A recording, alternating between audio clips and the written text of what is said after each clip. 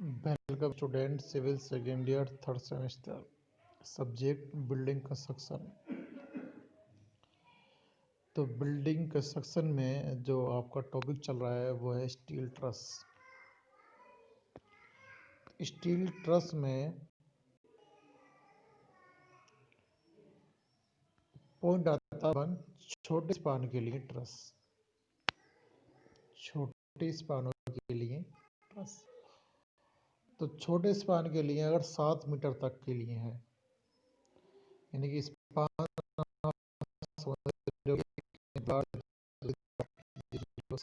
अगर है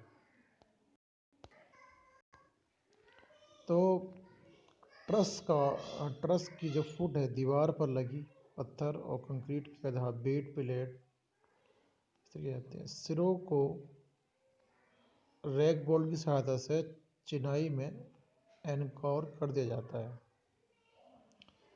छोटे स्पानों की ट्रस के सभी अवयव एंगल खंड के बने हो सकते हैं, यानी कि जो छोटा ट्रस है उसके सभी अवयव हैं वो एंगल सेक्शन के बने हो सकते हैं, जिन्हें गसेट प्लेट पर स्थिर कर दिया जाता है।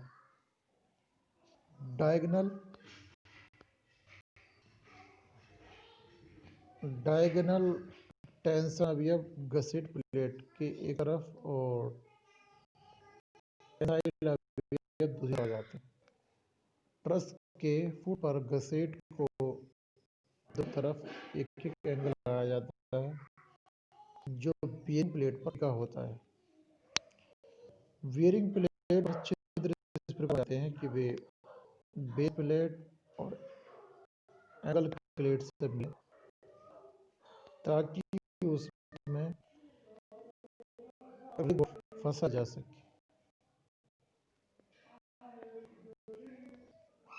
प्लेट का छिद्र रैक बोल्ट के व्यास से मामूली सा बड़ा बनाया जाता है, ताकि मापों में थोड़ा विचलन अनुमत हो सके।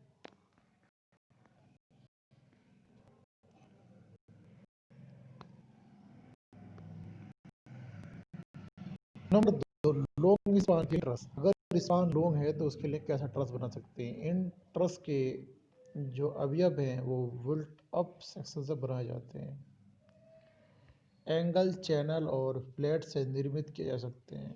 अवयव का खंड वहां पर रिड्यूस कर दिया जाता है जहां पर स्ट्रेस कम हो जाता है। ट्रस को जोड़ने और निर्माण करने की विधि उपरोक्त अनुसार है, लेकिन लॉन्ग ट्रस के लिए, बड़ी ट्रस के लिए रिवेटन संपूर्ण रूप से वर्कशॉप में नहीं किया जा सकता है।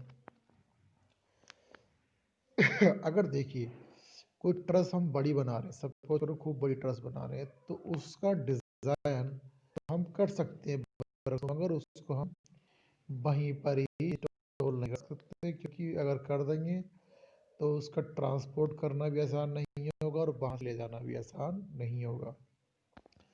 तो जहाँ पर साइट होती है जहाँ ट्रस हमें इंस्टॉल करनी होती है, तो उसके कुछ अवयव स्टेप बाय स्टेप करके, सपोज करो मैंने कोई दीवार ली, दीवार के बाद में टाई बीम को इंस्टॉल करा, फिर ट्रस को एक तरीके से मैं एक साइड से मैंने ट्रस इस टाइप से लिया।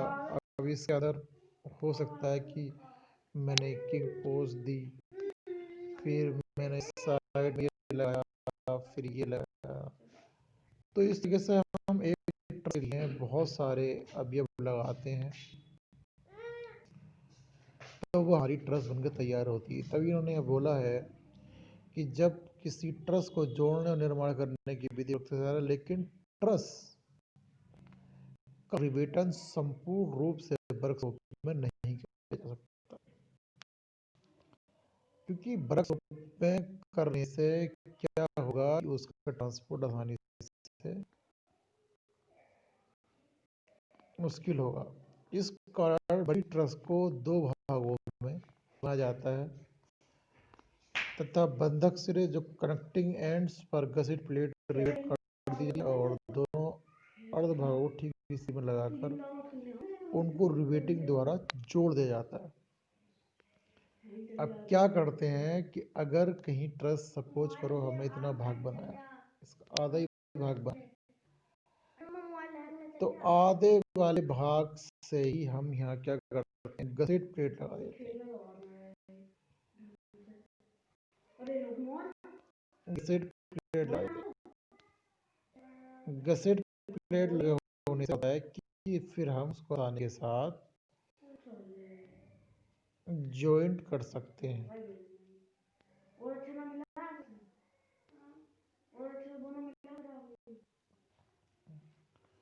तो गसेट प्लेट जो होती है हमारी, वो इस टाइप से होती है कि ताकि दोनों एंगलों के रिवेट को आपस में जॉइंट कर सके।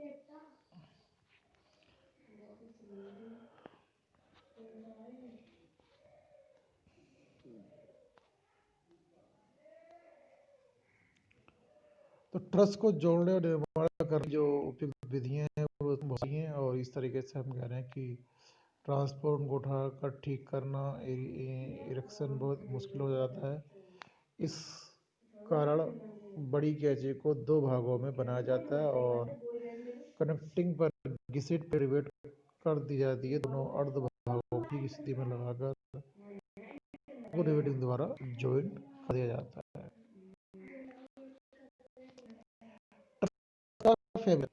ये देखिए निर्माण कैसे करती है। ट्रस का निर्माण निम्न चरणों में होता है। नंबर 1, सबसे पहले डिजाइन के अनुसार ट्रस की विस्तृत ड्राइंग बनाई जाती है, जिस सभी मापें और विशिष्ट पूर्व से होनी चाहिए।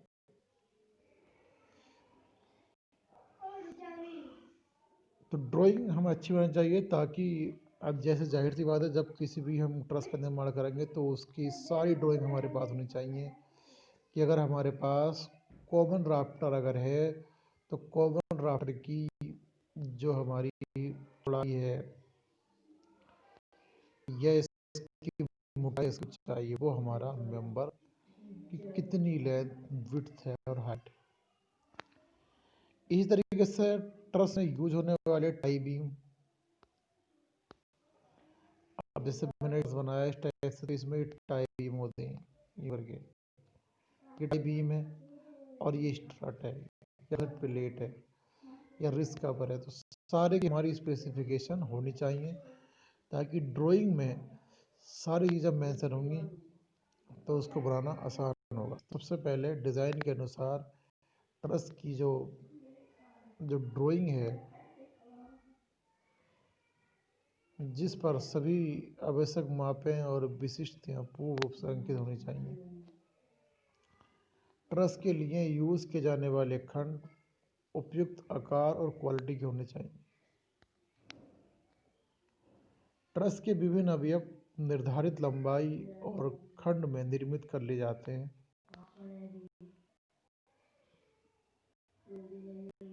इसके लिए की लंबाई की लकड़ी की टेम्पलेट बनाई जाती है। टेम्पलेट सहायता से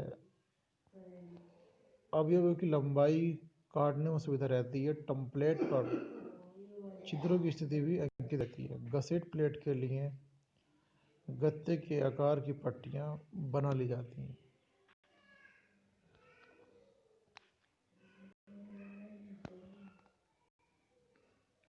ट्रस के विभिन्न जो अवयव हैं वो निर्धारित लंबाई और खंड में निर्मित कर सकते हैं, और लकड़ी की लंबाई कोई टेम्पलेट बनाई जाती है। टेम्पलेट की सहायता से अवयव की लंबाइयाँ काटने में सुविधा रहती है, और टेम्पलेटों पर छिद्र की स्थिति भी एक रहती है।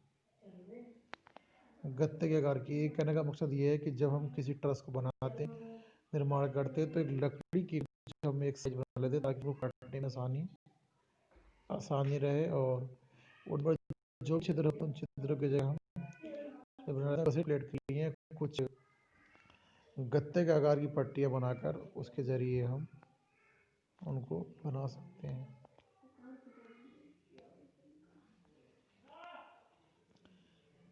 अवयवों में ड्रिल मशीन से निर्धारित व्यास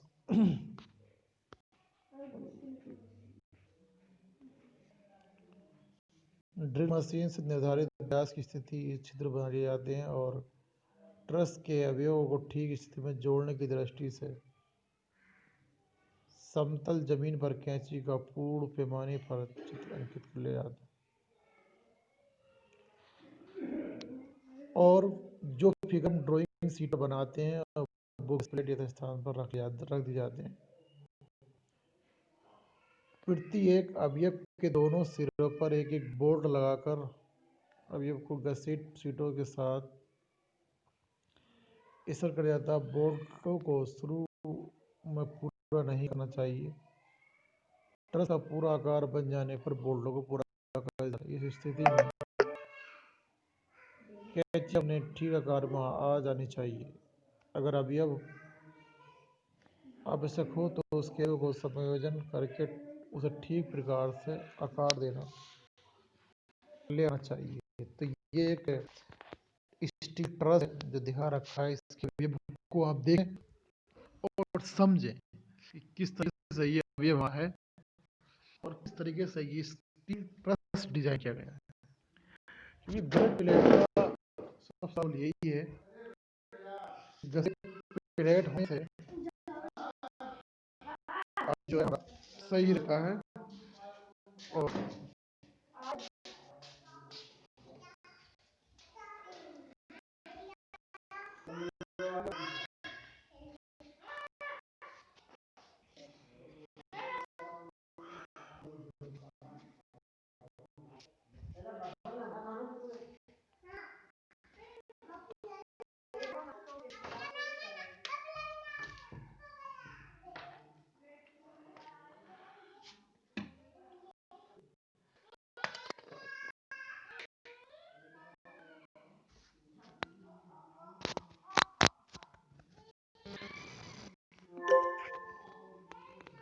तो ये एक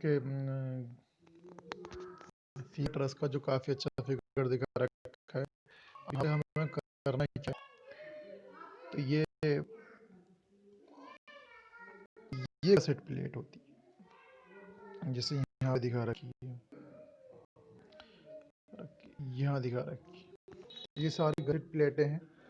तो गसेट प्लेट हमारी क्या होती है कि यहाँ पे जितने भी हमारे टाई बीम हैं या हमारा कोई स्टड है या कोई किंग पोस्ट या क्यून पोस्ट है, कोई स्टील मेंबर है, तो उनको हम आपस में जोड़ सकते हैं। तो वहाँ पे हम रिवेट के ज़रिए इनको जोड़ देते हैं। इसी तरीके से यहाँ पे आप देखें,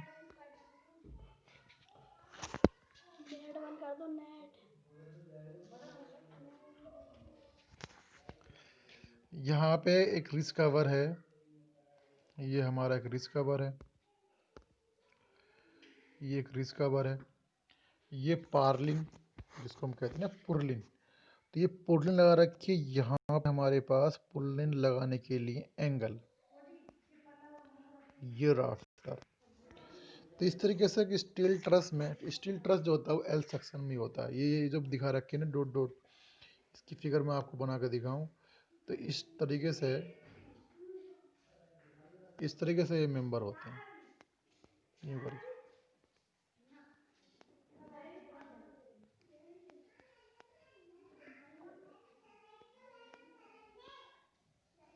इस तरीके से मेंबर होते हैं एल सेक्शन। तो जितने भी एल सेक्शन होते हैं, अभी यहाँ पे जब हम इसे फ्रंट लेते हैं तो हमारी फिगर इस टाइप से बनती है, इस टाइप से बनती है। ये हमारे पास कॉमन राफ्टर, प्रिंसिपल राफ्टर, ये पुर्लिन, ये हमारे पास कॉमन राफ्टर, ये रिस्ट कवर। तो एक स्टील ट्रस का ये फिगर दिखा रखा है। तो यहाँ पे जो हमारे पास ये मुख्य तान बीम यानी टाई बीम, गसेट प्लेट जो मैंने बताया, यहाँ पर गसेट प्लेट यानी ये गसेट प्लेट है, इसके अंदर ये रिवेट लगा रखी है। तो यहाँ पे आपको जो फिगर है वो आप बस इतना मेकअप कर लें कि ट्रस क्या होता है। आगे चल के हो सकता है कि आप ही किसी न किसी सेमेस्टर में ये आगे हमको डिज़ाइन भी करना पड़े।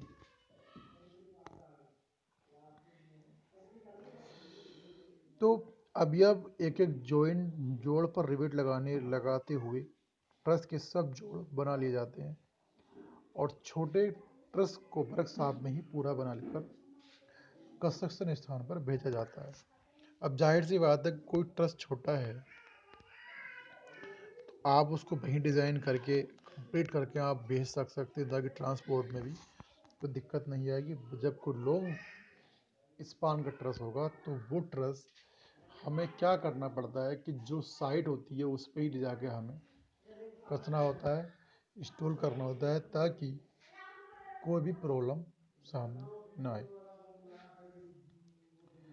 बड़ी कैंचियों का यानी कि बड़ी ट्रस का ट्रांसपोर्ट निर्माण स्थल पर उठाकर ठीक स्थिति में लगाना काफ़ी असुविधाजनक होता है, और बड़ी ट्रस को छोटे छोटे भागों में तोड़कर ट्रांसपोर्ट किया जाता है, और इन भागों को निर्माण स्थल पर जोड़कर ट्रस बना ली जाती है।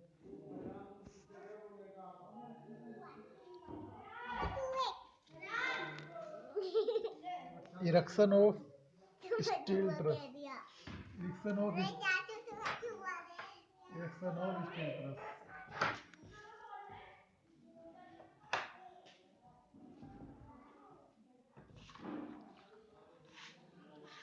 इरेक्शन ऑफ स्टील ट्रस, इस्पात कैंचों की स्थापना।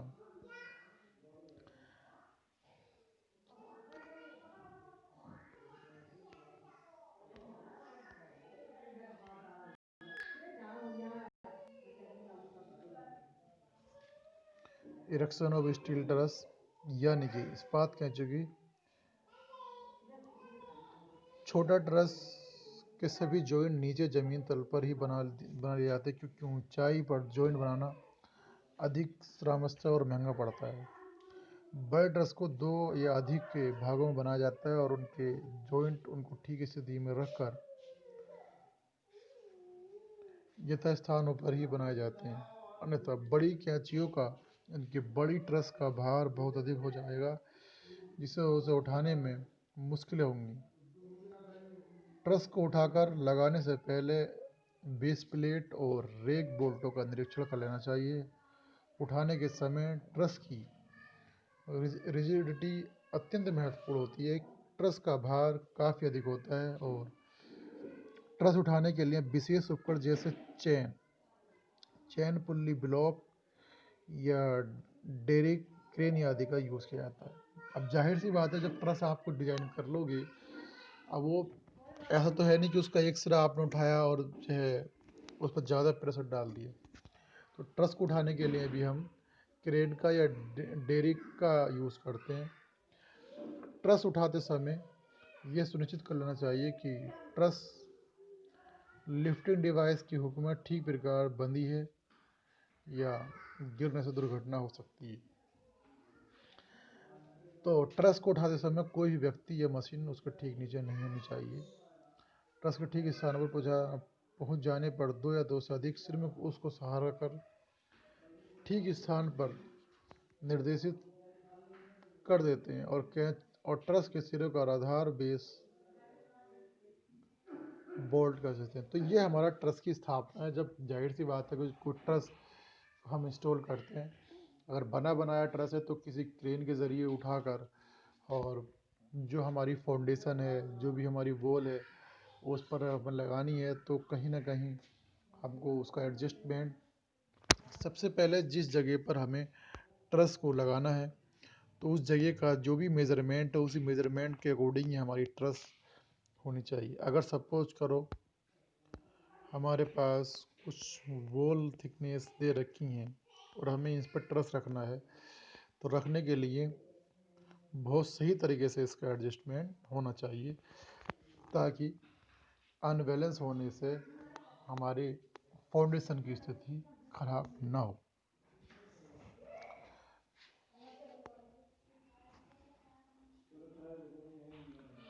Bed block and encroach, Aadhaar block और जकड़। तो ट्रस को दीवारों और स्तंभों को फिक्स करने की निम्न दो बातों का विशेष ध्यान रखना चाहिए।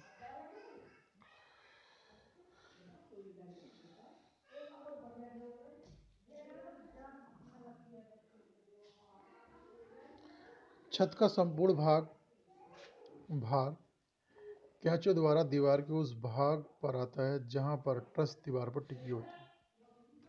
इस प्रकार जो छत का संपूर्ण भार सीधे रूप से दीवार के थोड़े हिस्से में ही आता है और इस भार का वितरण डिस्ट्रीब्यूशन संपूर्ण दीवार पर होना चाहिए। भार के समुचित वितरण के लिए दीवार के जिस भाग में ट्रस रखी जाती है उसके नीचे पर्याप्त मोटाई का पत्थर या सीमेंट कंक्रीट का ब्लॉक लगाया जाता है जिसको बेड ब्लॉक कहते हैं, और इस ब्लॉक में जॉइंट न होने से जो लोड है वो डिस्ट्रीब्यूट समान रूप से होता है। और इस ब्लॉक के ऊपर इस्पात की प्लेट स्थिर की जाती है जिसको बेस या वियरिंग प्लेट कहते हैं। जब किसी दीवार पर हम, जैसे सपोज ये हमारे पास एक दीवार का टॉप ले रहा हूँ मैं, चलिए इसका मैं आइसोमेट्रिक बना कर दिखा देता हूँ आपको यूँ करके। ये मेरे पास एक दीवार है। अब इस दीवार पर अगर कोई ब्रिक्स है तो अब मैं यहाँ पे क्या करूँगा, एक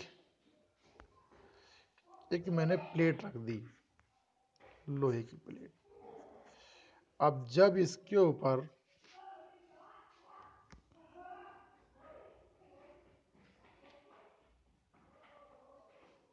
कोई भी ट्रस टेकूंगा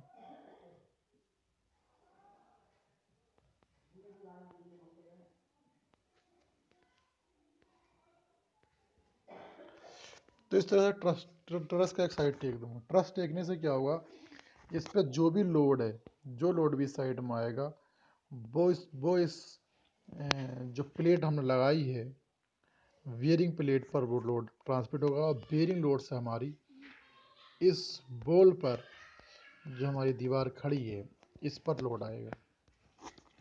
तो इस तरीके से किसी ट्रस का लोड दीवार पर आता है। अगर ईंट चिनाई अधिक भार के कारण कंप्रेशन में विफल हो जाती है तो इसे जोड़ होने के कारण ऊपर की तरफ भार का समुचित वितरण भी नहीं हो पाता है। तो ब्लॉक की माप 30 × 30 सेंटीमीटर रखी जाती है।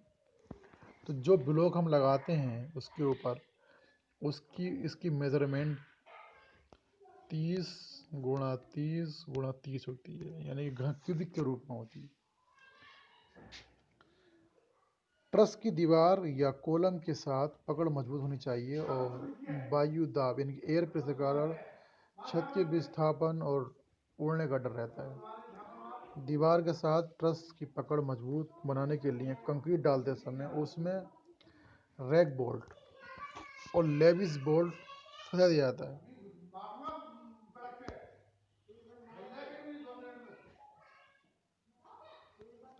रैक बोल्ट और लेविस बोल्ट फंसा दिया जाता है।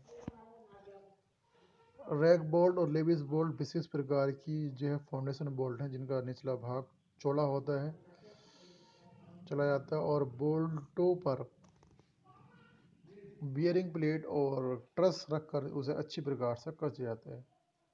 तो नीब तो ये जो रैक बोल्ट है और हमारा रेबिस बोल्ट है ये फाउंडेशन में हम कस देते हैं। अगर हमारे पास किसी फाउंडेशन में ये कसना है, जैसे कि सपोज ये इस तरीके की हमारे पास कोई फाउंडेशन है, तो अब ये मान लीजिएगा तो हम बोल्ट इसमें पहले ही कंक्रीट के अंदर डाल देते हैं। तो ये इस तरीके से होता है ताकि इस पर ट्रस लगाते समय आए और उसके ऊपर नट कस दें।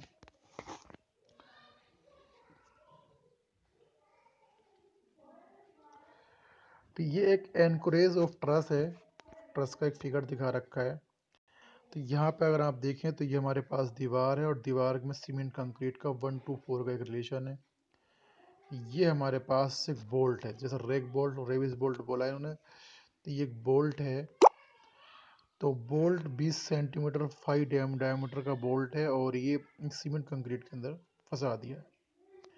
ये ऊपर जो हमने प्लेट लगाई है और ये ट्रस का जो हमारा एक गसिट प्लेट है वो इससे हमने कस दी। ये गटर है पानी का, ये हमारी टाई बीम, ये गसिट प्लेट, ये प्रिंसिपल राफ्टर, ये शटरिंग और ये पुर्लिंग।